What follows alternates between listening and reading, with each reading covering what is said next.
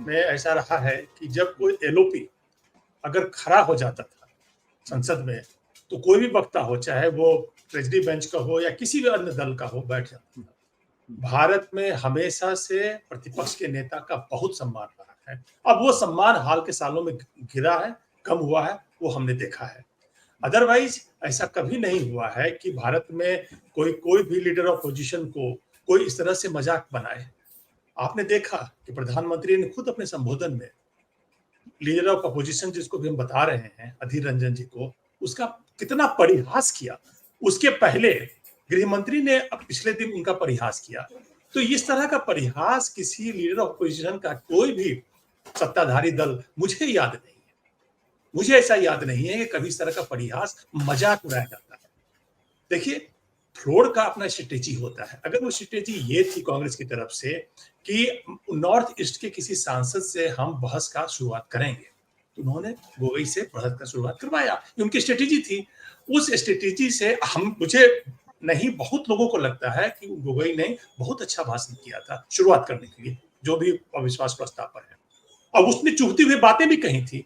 अब वो चुभती हुई बातें भाजपा को लगी, तो उसका बदला लेने के लिए वो परिहास के रूप में आप ये कह रहे हैं कि आपको बोलने का मौका नहीं दिया। वो पुराना इतिहास बता रहे हैं कि पिछले पिछले बार जब अविश्वास प्रस्ताव हुआ था तो किन किन महाशय ने, लीडर ऑफ अपोजिशन ने बहस की शुरुआत की थी।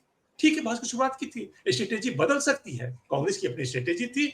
हाँ, जाके ज्यादा हमारे साथी ये बोल रहे हैं कि स्ट्रेटेजी में कमी थी, लेकिन वो भी एक स्ट्रेटेजी थी कि गोगोई से ही उसकी शुरुआत करवानी है।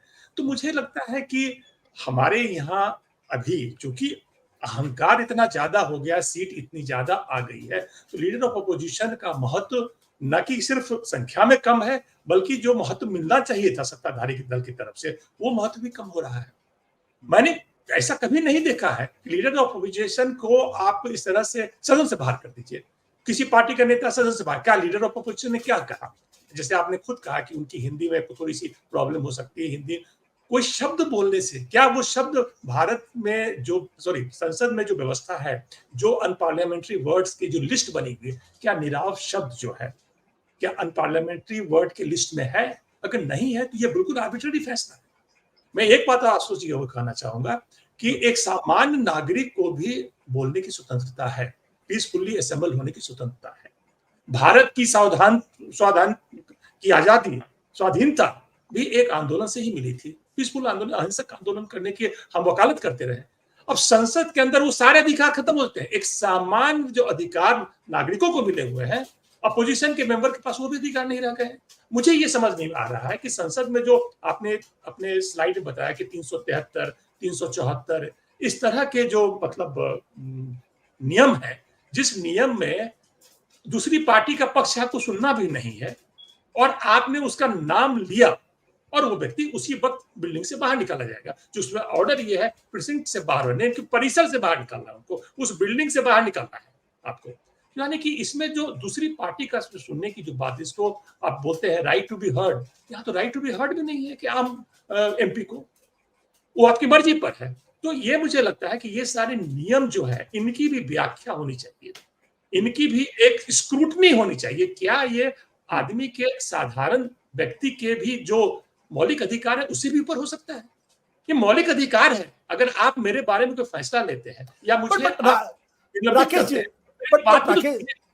राकेश जी, 3 दिन तक तो बहस हुई ना, लोगों ने अपने विपक्ष के हर नेता ने अपने पक्ष को रखा ना, लेकिन सिर्फ अधीर रंजन को तो कोई तो बाहर किया गया। तो क्या हम भी अनावश्यक आरोप सरकार के ऊपर नहीं लगा रहे, या स्पीकर महोदय के ऊपर नहीं लगा रहे हैं, या जो लीडर ऑफ द हाउस उस वक्त थे उनके ऊपर नहीं लगा रहे? देखिए, कुछ ऐसे सांसद होते हैं जो कैमरा में आने के कारण या अपने पार्टी के किसी मैंडेट के कारण उपद्रव करते हैं। ये बात भी सच है। वो चाहते हैं कि वो उस तरह का काम करें जिससे वो नोटिस में आए, न्यूज में आए। ऐसे उनको बोलने का उतना मौका नहीं मिलेगा, लेकिन अगर वो सस्पेंड हो जाते हैं या कुछ भी हो जाता है तो वो मीडिया में आते हैं। ये बात सच है। लेकिन अधीर रंजन के केस में ऐसा नहीं है। उनको मीडिया में आने की आवश्यकता नहीं है। वो एक स्थापित नेता है। आप उनका प्रोफाइल देखिए। कांग्रेस जो बहुत ज्यादा सशक्त नहीं है बंगाल में, वहां से इतने सालों से वो एमपी हैं। तो आप उनको मतलब क्या उनको वो उस तरह की हरकत करने की आवश्यकता भी है जिससे उनका निष्कासन हो? पहली बार अगर कोई सांसद बनाए, दूसरी बार सांसद बनाए तो आप समझ भी सकते हैं। एक पुराना व्यक्ति है, उस स्तर का व्यक्ति है जिसको फ्लोर में अपोजिशन का लीडर बनाया गया है, वो व्यक्ति क्यों इस तरह की हरकतें करेगा? उसके बारे में मुझे लगता है कि स्पीकर महोदय को थोड़ी विवेचना करनी चाहिए थी, थोड़ा संयम से काम लेना चाहिए था, थोड़ा उनका अपना दिल बड़ा करना चाहिए था। सत्य हिंदी का ऐप डाउनलोड करें गूगल प्ले स्टोर पर।